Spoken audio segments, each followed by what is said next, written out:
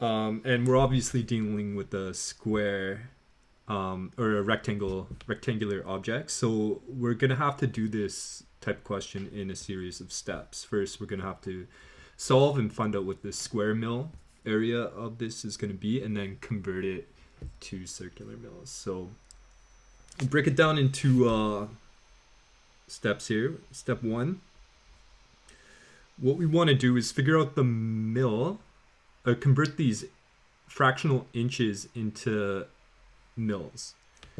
So step 1, we're gonna take the 5/16 and figure out what that is in decimal form. So all we got to do is go 5 divided by 16.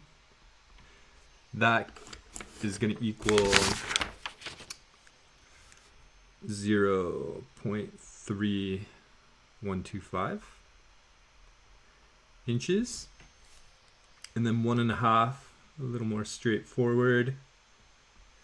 We know that it's going to be 1 whole inch, and then 1/2 an inch is going to be expressed as 0.5.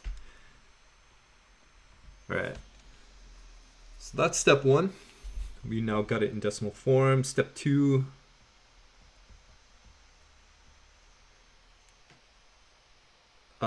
Next, we want to convert these values here into mill values. So all we got to do for that is multiply each of these values by 1,000, because 1 mill is 1/1000th of an inch. So if we multiply it, we'll get these values in our mill form. So 1,000 times 0.3125 is going to give us 312.5 mils.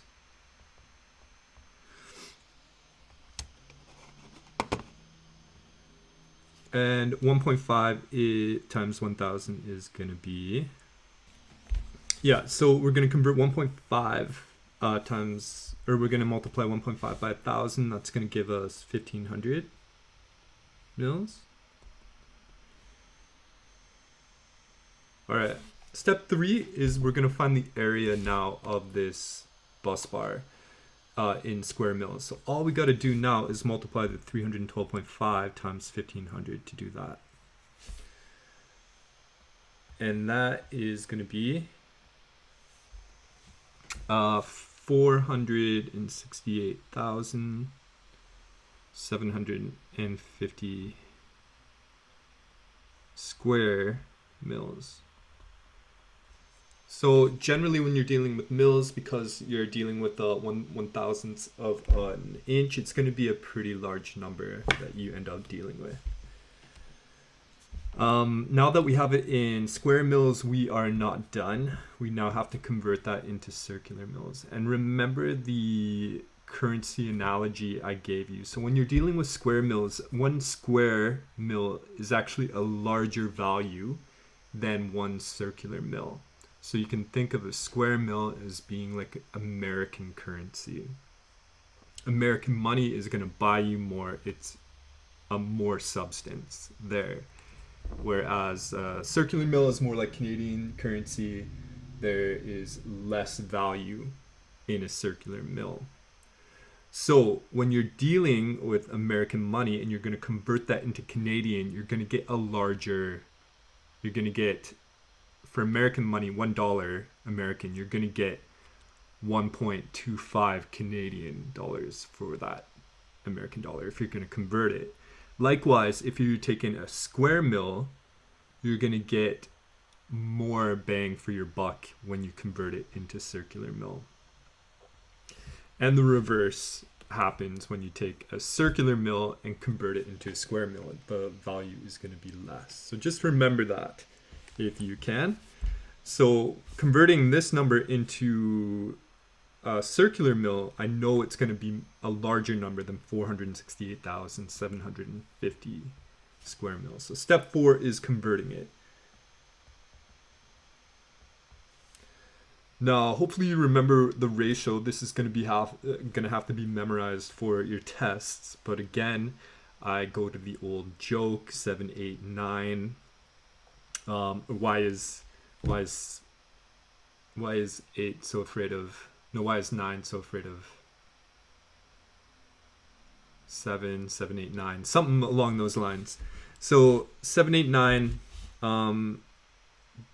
you're what I'm want you to remember is that the ratio is going to be 0.78 and then 5 add 5 and 4 together, that's going to give you 9, right? So that's our magical ratio. So now we got to take that 468,750, and if we want to create a larger value, we need to divide the ratio by this number here. So if in your calculators, if you take 468,750 divided by 0.7854, you are going to get a value of 596,829 circular mils. So remember, these two values, the circular and the square, are exactly the same. They equal each other, but a circular mil is a smaller value as a whole, so you're going to need more of them to fill in the same space as a square mil. Our answer to the question is this here, 596,829 circular mils.